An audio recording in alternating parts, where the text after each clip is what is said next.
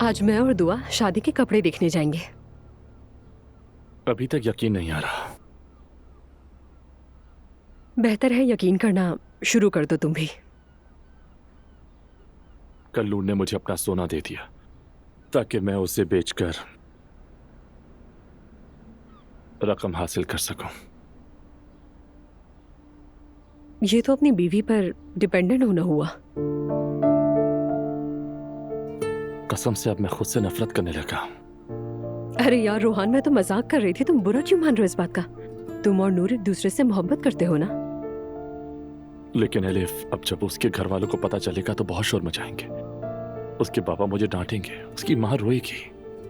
इसकी फिक्र मत करो, ये तुम दोनों की जिंदगी है जो सबसे ज्यादा अहम है। मैं उसके लिए कुछ नहीं कर पा रहा।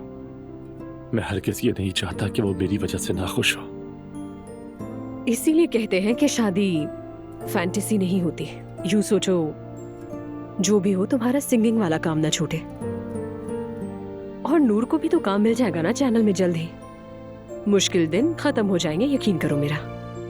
अच्छा ठीक है, मान लेता हूं। मानने के सिवा मेरे पास कोई चारा नहीं।